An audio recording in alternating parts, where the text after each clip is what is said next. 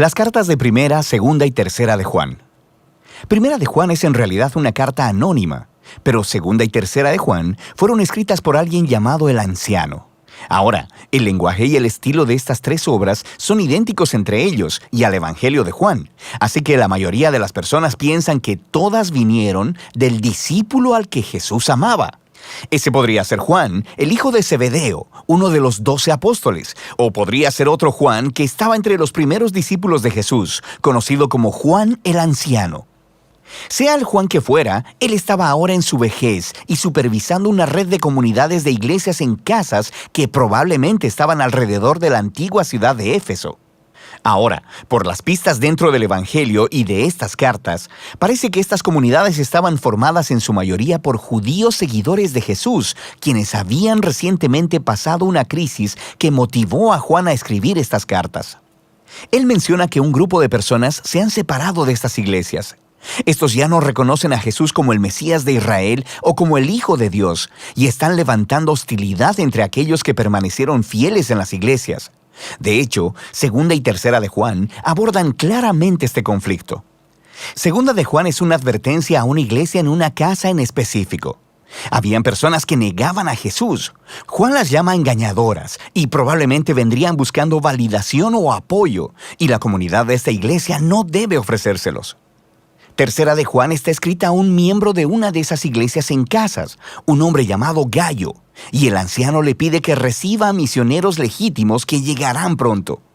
Él tiene que decirle que lo haga, porque el líder de esta comunidad de iglesia, Diótrefes, está actuando como un idiota y está rechazando a cualquiera que esté asociado con Juan el anciano.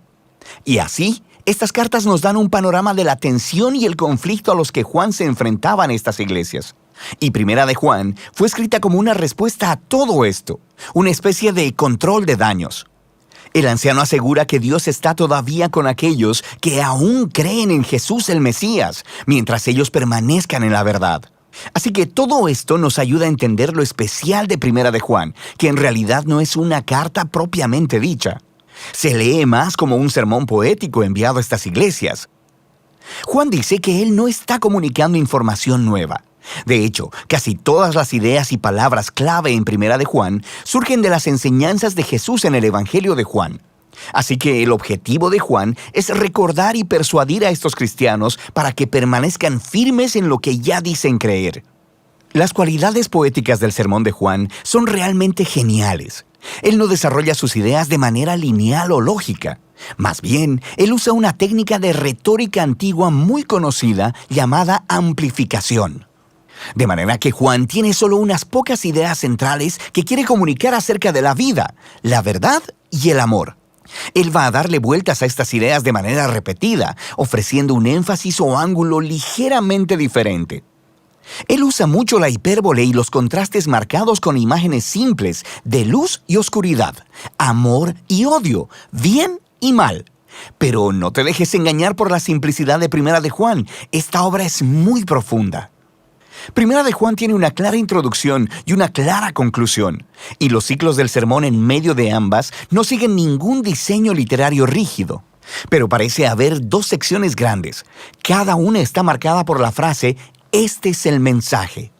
Y luego, cada una es seguida por una repetición de imágenes, primero acerca de cómo Dios es luz, y luego de cómo Dios es amor.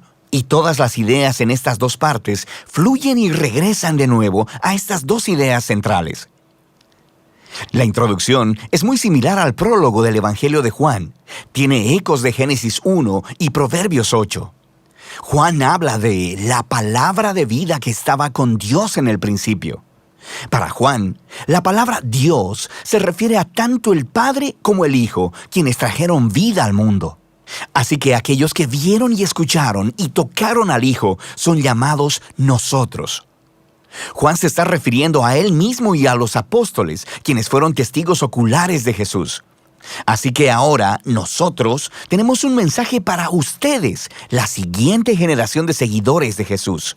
Así que cuando los apóstoles comparten la palabra de vida con otros, estos otros también son traídos a la comunión con el Padre y el Hijo a través de los apóstoles.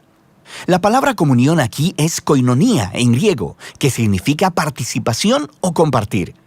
Cuando las personas escuchan el mensaje sobre Jesús a través de los apóstoles, ese mensaje los lleva a una relación real con Jesús mismo y a una participación real en la vida y el amor de Dios mismo. Y así, este fluye directamente hacia la primera sección principal. Este es el mensaje: Dios es luz. Este es el mensaje de los apóstoles, que el Dios revelado en Jesús es luz.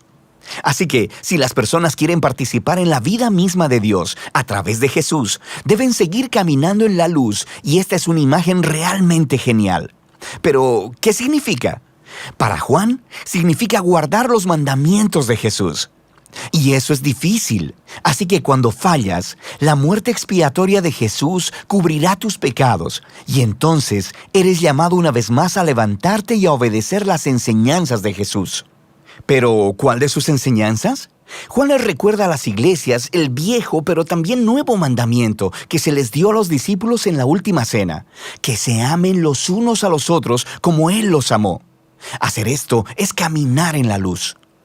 Entonces, si la luz de Dios está brillando ahora a través de Jesús, entonces quiere decir que la oscuridad del mundo está pasando, lo cual también significa que los hijos de Dios en este momento tienen victoria sobre el pecado, la maldad y la muerte que reina en el mundo. Así que eso lleva a Juan a retar a las iglesias: no amen al mundo, porque este también pasará. Él específicamente se está refiriendo aquí al orgullo y la corrupción sexual. Estos problemas probablemente estaban conectados con el conflicto que estaba sucediendo en las iglesias. De manera que esto lleva a Juan a advertir a las iglesias acerca de estas personas que han abandonado las comunidades y quienes niegan a Jesús como el Mesías. Juan les llama los antimesías y engañadores, pero está confiado en que aquellos que conocen la verdad acerca de Jesús son en realidad los verdaderos hijos de Dios. Y ellos son amados por el Padre y muestran que son parte de la familia de Dios cuando hacen justicia y cuando se aman los unos a los otros, a diferencia de los engañadores que están generando enojo, conflicto y división. Esta es la transición a la segunda sección principal del sermón. Este es el mensaje de los apóstoles. Dice Juan que Dios es amor. Por lo tanto, los hijos de Dios deben amarse unos a otros y evitar el odio. No sean como Caín de Génesis 4, dice Juan. Su odio le llevó a asesinar a su hermano. Pero para los cristianos, el amor se define como la entrega de tu vida como sacrificio por el bienestar de otros. Eso es lo que hizo Jesús, y cuando los hijos de Dios confían en ese amor a favor de ellos, son cambiados. Entonces Juan advierte una vez más acerca de los engañadores. En esta ocasión los llama falsos profetas. Cuando ellos niegan que Jesús es el Mesías, aparentan que están hablando por parte de Dios. Pero Juan les dice que prueben los espíritus. Si alguien dice hablar por parte de Dios, pero no se enfoca en Jesús como el Hijo de Dios crucificado, estos no están hablando de parte de Dios, dice Juan. Los verdaderos hijos de Dios centrarán toda su vida en el Jesús crucificado y resucitado, porque es ahí donde el corazón de Dios se revela verdaderamente. En la cruz vemos que Dios es completamente un ser de amor sacrificial, y ese amor es lo que mueve a los seguidores de Jesús a amar a otros de la misma manera. Y cuando las personas conocen a este Dios de amor, eso les quita el temor y la angustia para siempre. Esto es parte de lo que Juan quiere decir cuando habla de tener victoria sobre el mundo. Cuando te das cuenta de que Dios te ama tanto, que está loco por ti, a pesar de tus fallas y fracasos más profundos, ese amor se convierte en algo que ancla tu vida completa. Este amor es resultado de confiar en el Jesús crucificado. Llega por medio de confiar en el testimonio de Dios sobre Jesús, dado por el Espíritu. Y es lo mismo que confiar en el mensaje de los apóstoles acerca de Jesús. Y cuando el amor de Dios te atrapa, abre la vida eterna. Una vida llena de la presencia, la vida y el amor de Dios mismo, la cual empieza ahora y continúa por la eternidad. Así que esto lleva a Juan a la culminante conclusión de su sermón. Él dice: y sabemos que el Hijo de Dios ha venido y nos ha dado entendimiento a fin de que conozcamos a aquel que es verdadero, y nosotros estamos en aquel que es verdadero, en su Hijo Jesucristo. Este es el verdadero Dios y la vida eterna.